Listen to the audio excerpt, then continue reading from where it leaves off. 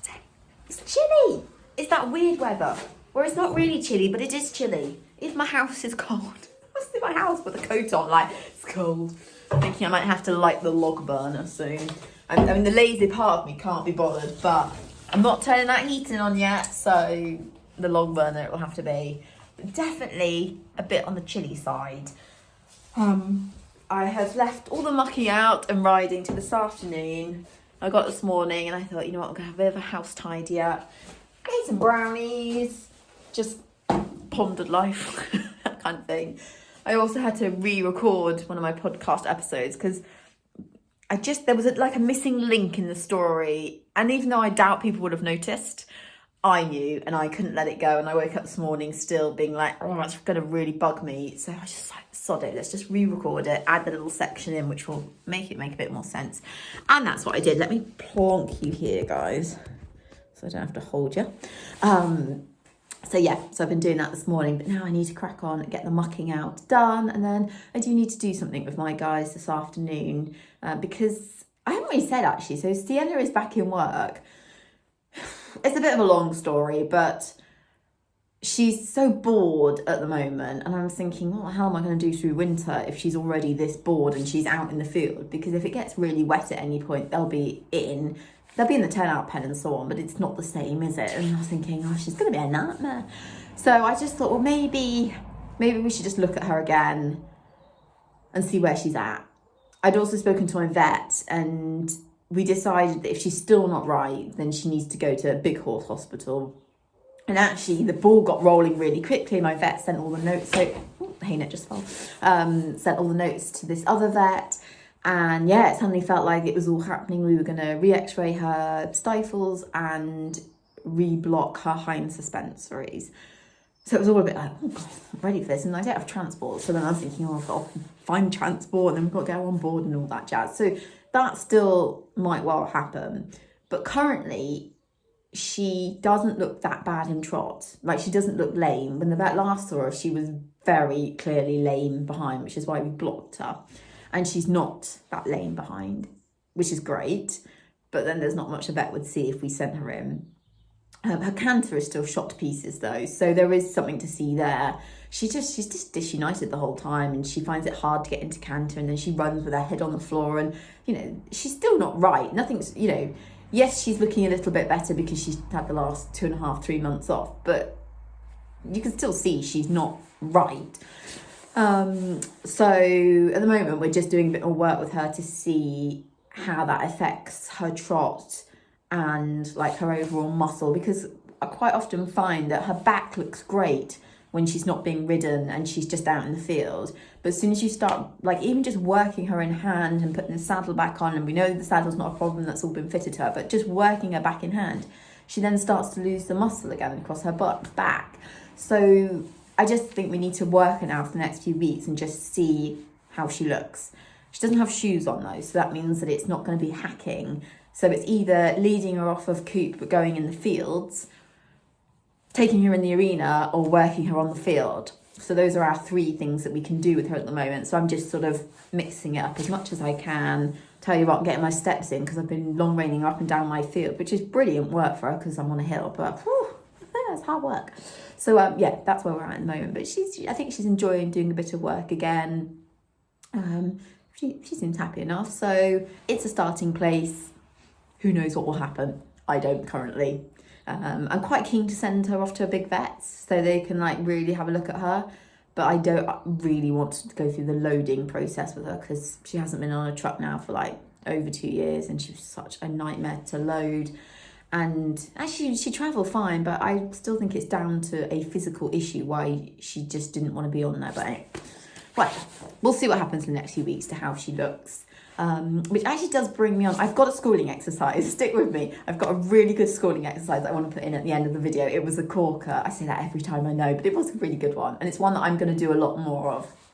So do keep watching, guys. But I'm imagining I've put a very clickbaity, and this cold, I'm shaking, a very clickbaity looking thumbnail and title. And it's not clickbait. I know I only said literally a couple of weeks ago, oh, I'm not, I'm not finishing YouTube, but I want to change it up a bit. I want to do more schooling exercises and so on. yesterday evening, it's as fresh as this evening, I just suddenly thought, why am I still doing YouTube videos? I need to stop. It's not for forever, but I just think I need to stop for a while. Gut instinct, gut feeling, it takes up a lot of time. I don't make very much money out of it at all. I have run out a bit of what to show now.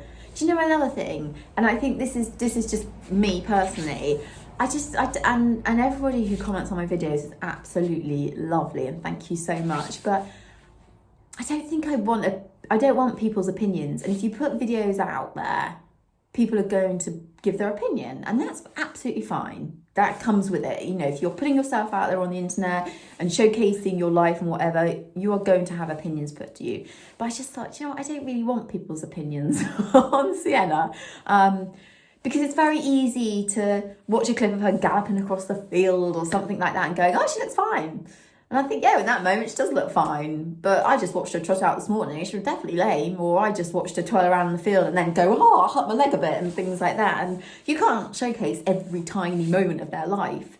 And I just thought, I'm a bit over people going, oh, she looks fine, blah, blah. And I just thought, the only way to stop that is to just not post. And really, for those that have commented things like that, it's not at you. It's just, I've just decided actually, I'm not really so keen anymore to upload. And I don't have anything interesting to upload either. I've said that a lot recently. So I thought, do you know what? I'm just going to step back for a while. I think I'm going to find it really hard because it's been a part of my life for so many years now that you become an addict to it. You can't not post. It feels wrong not to film. I'm going to be like constantly reaching for my phone ready to film, going, oh, I should film about this. I think I'm going to find it so difficult not, but I just think, I like lots of hobbies, as we well know, and I think I just need to cut down on them a little bit so that there's room for normal life. And yeah, I just felt my gut said this was the thing to cut out for a bit. And what I'd love to happen is for one day to come back and to showcase what's going on in life, because I'm so happy that I did film a portion of my life. So happy that I did it. But I'd like to come back in like a year's time and be like, look what we're doing now, and have, obviously, I'd have won the lottery by that point, living in a beautiful house, big stable yard, lots of lovely ponies. Thinking that probably won't happen, but we can dream. But I'd love to come back to you guys and be like, Sienna, she's not in here right now, but we're in her stable. Sienna's now, being ridden and she's happy and she's really having a little jump, and that would be the best dancer ever, and that Coop's just chilling, enjoying his retirement finally, and kind of going, she's sorted, I can rest. Maybe I'll have a little horse box on the drive in my dreams. But yeah, that's my current thought. I'd love to come back to you guys in a year's time and give you a massive, exciting update. So for now, I've said this lots of times and then I don't do it, but this one feels a bit more like it's going to happen. I'm going to step back from the channel and just have a nice break, focus on other things, and see what the future holds. And if there's something exciting to vlog about, then I'll come back. So last schooling exercise to come next. Thank you so much, guys, for all your support and your comments, and for you to keep watching these videos, because honestly, sometimes they're very boring. But I'm super grateful. I really am. And as I say, they are so lovely to look back over and read your comments, and it does feel like, as cringy as it is, it does feel like a little community. But I think I just need to have a breather from it, really. I'm half tempted to do the same with the history vlogs. I'm not going to do it straight away because I've got quite a few videos in the bank on that one. But yeah, I'm quite half tempted to have a proper step back from YouTube. I will still be on Instagram. So if you want to find out what Sienna's up to or Mr. Coop's up to, then don't forget to follow me at The Unraveling Equestrian. If I remember, I'll try and put it in the description below or in the comments or something like that. Because I'll still update life on there every now and then when I remember to. And I'm going to continue doing the podcast because I'm loving writing so much. It gives me so much joy, and it takes up a lot of time as well. Again, probably won't go anywhere with that as a hobby, but it's the thing that I love doing the most at the moment. So I want to kind of spend more time with that. But yeah, don't forget to listen to the podcast, guys. And yeah, let's go to, I mean, I did this schooling exercise weeks ago, but it was great. It's on the gorgeous Mr. Solo, who I love so much. And see you guys again at some point in the future, hopefully. I do plan to come back. Don't worry, I do plan to come back. Just, we're going to have a big break and keep our fingers crossed that there's something exciting in the future with Miss Sienna. I love this pole exercise. What I do is add another few poles literally where I'm trotting now. Depends how lazy or how energised I'm feeling to how many poles I want to get out, but I do find it useful to add another 3 on the other side.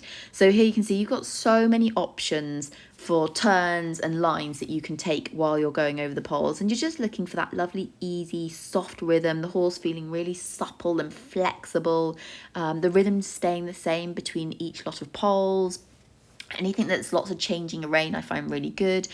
You can go between the poles, but that's somewhere great to do like transitions and things like that. And then you can start doing these 90-degree turns, which I love. I find this super beneficial when you're doing pole work because I love seeing them really engage their inside hind leg like that. I find that really helps create this lift. They engage their core really well. You get that lovely shaping over the back, brilliant for their suppleness. And you can really, it really highlights where they're weak. And you really have to use your legs.